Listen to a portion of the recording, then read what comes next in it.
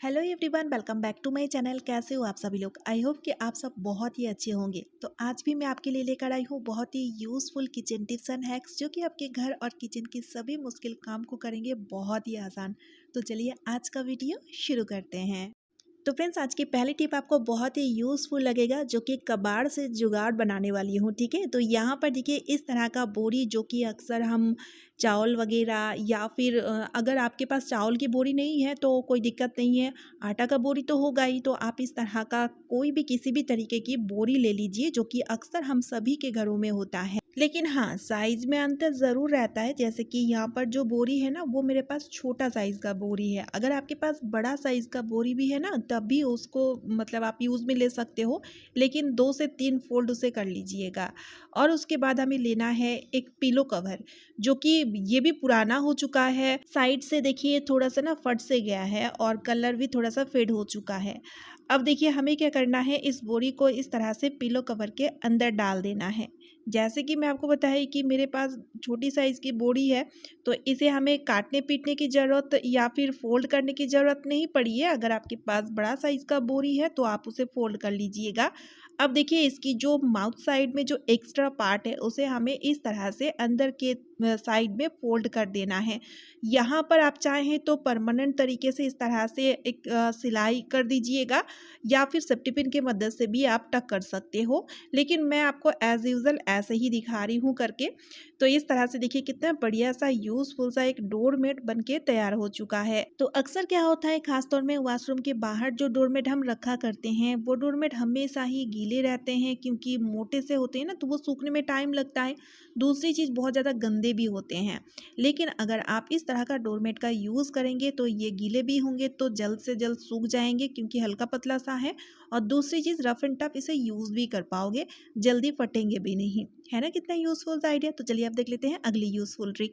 अब देखिए चार्जर का यूज़ तो हम सभी लोग करते हैं, लेकिन होता क्या है चार्जर की वायर में, चलिए मैं आपको दिखाती हूँ। ये देखिए, जहाँ से यूएसबी कनेक्टेड रहता है, उसकी टिप में ये जो वायर होता है ना, कई बार कट सी जाती है या फिर लूज़ हो जाती है, फिर चार्जर ठीक से वर्क नहीं करता है। अब देखिए इस तरह का समस्या यही वाली पार्ट में होती है, क्योंकि यहाँ से चार्जर हमेशा ही फोल्ड होते रहता है, चाहे हम फ़ोन को चार्ज में लगाएं तब, या फिर जब हम चार्जर को समेट के रखते हैं तब भी।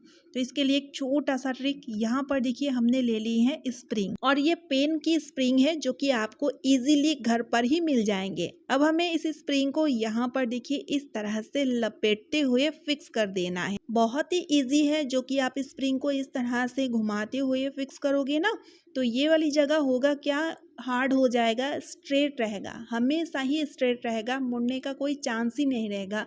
तो इस तरह से बस एक स्प्रिंग के मदद से आप अपनी चार्जर को पूरी तरीके से प्रोटेक्ट रख सकते हो, ख़राब होने से बचा सकते हो। तो जब भी आपके घर में न्यू चार्जर आए, तो ये जो ट्रिक है ना, आप ज़रूर से कर लीजिएगा। तो कैसी लगी ये वाली ट्रिक, मुझे कमेंट करके ज़रूर बताइएगा। अगर आपको यूज़फुल लगे तो वीडियो को ज़्यादा से ज़्यादा शेयर कर दीजिएगा। तो चलिए अब देख लेते हैं अगली यूज़फुल ट्रिक। तो यहाँ पर देखिए एक बर्तन में हमें लेना है पानी, लगभग 1 गिलास के करीबन पानी ले लीजिएगा, और उसके बाद गैस को ऑन कर लीजिएगा। और उसके बाद आपको क्या करना है, इस तरह से 3 नैप्थेलिन टैबलेट इस तरह से इस पानी के साथ आपको ऐड कर देना है, और पानी को अच्छी तरीके से बॉयल कर लेना है। तो यहाँ पर मैं आपको एक चीज़ दिखाना चाहती हूँ, जैसे जैसे पानी गर्म होते जाता है तो इस तरह से नैप्थेलिन मेल्ट होता जाता है। आपको घबराने की ज़रूरत नहीं है। जब पानी खूब अच्छी तरीके से बॉयल होगा तो नैप्थेलिन अपने आप पानी के साथ मिक्स हो जाएगा, जैसे कि यहाँ पर आप देख सकते हो। अब हमें गैस को ऑफ कर देना है, और इसके साथ हमें ऐड करना है 1 चम्मच के करीबन नमक। नमक ऐड करने के बाद इस सॉल्यूशन को हमें ठंडा कर लेना है। जब ये पूरी तरीके से ठंडा हो जाए, तो आप देखेंगे इस पर ना इस तरह से पतली पतली सी पपड़ी जमने लगती है। तो इन्हें हमें अलग करना है, तो इसलिए इसे आप छान लीजिएगा। छानने से क्या होगा, इसकी जो जमी हुई पपड़ी है ये इस तरह से अलग हो जाते हैं। और इसे छानने के बाद अब आप इसे किसी भी बोतल में इस तरह से डाल लीजिए और इसे स्टोर करके रख लीजिए। ये बिल्कुल ख़राब नहीं होगा, चाहे इसे अगर आप 6 महीना भी रखोगे तब भी ये ख़राब नहीं होगा।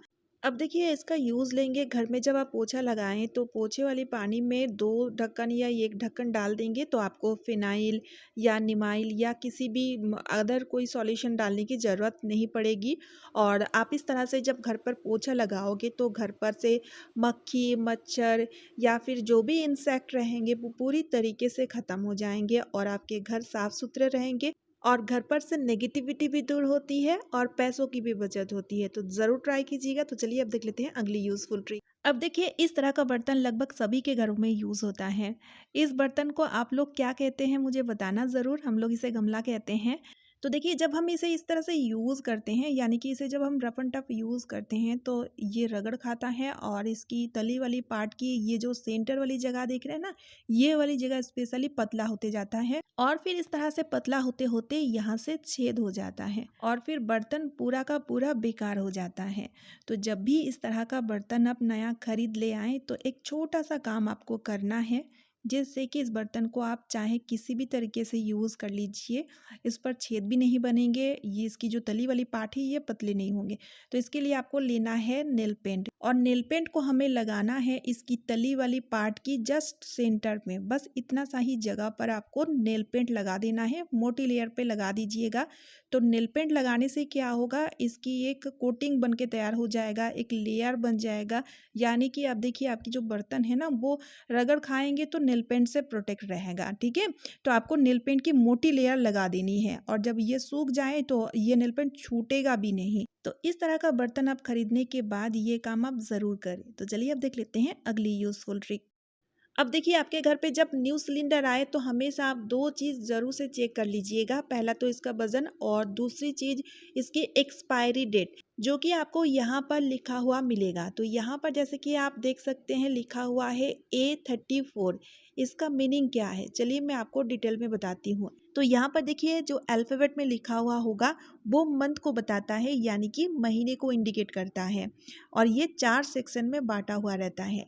अब देखिए जो संख्या में लिखा हुआ होगा ये साल यानी कि ईयर को बताता है। तो जैसे कि मैं आपको बताई जो अल्फाबेट में लिखा हुआ होगा ये 4 सेक्शन में बांटा हुआ रहेगा। तो इसकी जो मतलब है चलिए जान लेते हैं। तो ए का मतलब हुआ जनवरी, फरवरी, मार्च। बी का मतलब हुआ अप्रैल, मई, जून। सी का मतलब हुआ जुलाई, अगस्त, सितंबर और डी का मतलब हुआ अक्टूबर, नवंबर, दिसंबर। ठीक है, तो यहाँ पर जैसे कि आप देख सकते हैं लिखा हुआ है A34, यानी कि ये गैस सिलेंडर मार्च 2034 साल में एक्सपायर हो जाएगा। ठीक है, तो इस तरह से इसकी जो एक्सपायरी डेट है आप ज़रूर से चेक करके लीजिएगा और वीडियो को ज़्यादा से ज़्यादा शेयर कर दीजिएगा ताकि सभी तक ये इन्फॉर्मेशन पहुंच सके। अब देखिए गैस सिलेंडर जब घर पर आते हैं या फिर गैस सिलेंडर जब ख़त्म होता है, यानी कि कुल मिला के जब गैस सिलेंडर को हमें एक जगह से दूसरी जगह पर मूव करनी होती है तो हम इसे पकड़ के देखिए इस तरह से खींचने लगते हैं। तो इससे क्या होता है, देखिए जो हमारी फर्श होती है ना, फर्श में निशान आ जाते हैं और बहुत ही मतलब एक अजीब सा आवाज़ भी होता है और कई बार सिलेंडर जब भारी होता है ना तो एक जगह से दूसरी जगह में खींच के ले जाना भी बहुत मुश्किल हो जाता है। तो इसके लिए आपको क्या करना है, लेना है बिस्किट का पैकेट। देखिए इस तरह से जो बिस्किट के रैपर होते हैं ना, अक्सर हम सभी लोग फेंक देते हैं, तो आप इसी रैपर का यूज़ लीजिएगा। बस आपको इसे सिलेंडर की तली में रख लेना है, ये देखिए इस तरह से। तो इस तरह से रखने से क्या होगा, सिलेंडर को जब एक जगह से आप दूसरी जगह पर मूव करोगे तो फर्श में कोई निशान भी नहीं बनेंगे, कोई आवाज़ भी नहीं होगा। और एक चीज़ देखिए, ये जो मतलब बिस्किट की पैकेट होती है ना, काफ़ी ज़्यादा स्लिपी होती है, तो आप जब इस तरह से सिलेंडर को खींचोगे तो आराम से खींचते चला आएगा। मतलब सिलेंडर चाहे कितना भी भारी हो जाए तब भी ये आराम से मूव हो जाएगा। अब देखिए सिलेंडर से जुड़ी और एक समस्या जो कि बहुत ही कॉमन समस्या होती है, सिलेंडर जहाँ पर भी हम रखते हैं तो इस तरह से जंग के निशान पड़ जाते हैं, जो कि बहुत ही खराब लगता है दिखने में।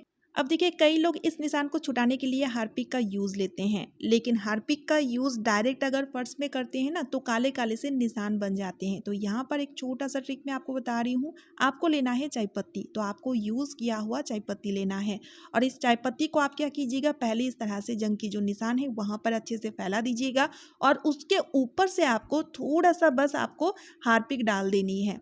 तो इस तरह से क्या होगा, चाय पत्ती और हार्पिक दोनों की जो मिश्रण होगा ना बहुत ही पावरफुल हेल्पफुल होगा।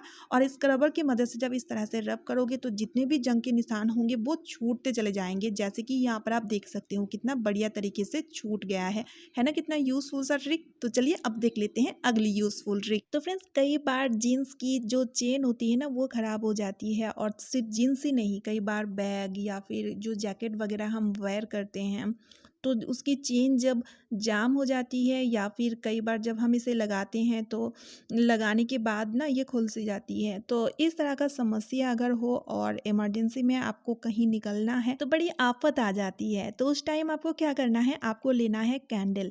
तो यहाँ पर आपको क्या करना है, कैंडल को इस तरह से देखिए, जो चेन की लाइन है वहाँ पर आपको रगड़ देना है, अच्छी तरीके से आप रगड़ दीजिएगा। कई लोग सरसों तेल का यूज़ लेते हैं, तो यहाँ पर देखिए सरसों तेल का यूज़ लेंगे ना, एक तो देखिए जब आप सरसों तेल लगा करके मतलब चेन को ठीक करोगे उस वक़्त तो ठीक हो जाएगा, लेकिन फिर से वही समस्या होने लगेगी। और सरसों तेल अगर हम कपड़े पे लगाते हैं तो कई बार सरसों तेल की दाग भी लग जाती है कपड़े पे। तो उससे अच्छा है अगर आप इस तरह से वैक्स यानी कि कैंडल का यूज़ लोगे ना, तो ये परमानेंट तरीके से ठीक हो जाएगा और कपड़े में कोई निशान वगैरह बिल्कुल भी नहीं बनेंगे।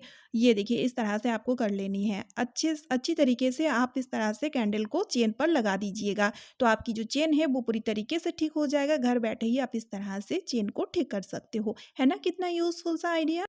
तो चलिए आज का वीडियो मैं यहीं पे एंड करती हूँ। अगर आपको वीडियो यूज़फुल लगे तो वीडियो को ज़्यादा से ज़्यादा शेयर कर दीजिएगा। साथ ही साथ चैनल को सब्सक्राइब और वीडियो को एक लाइक ज़रूर कीजिएगा। तो चलिए फिर मिलती हूँ नेक्स्ट वीडियो में। Bye friends and thanks for watching.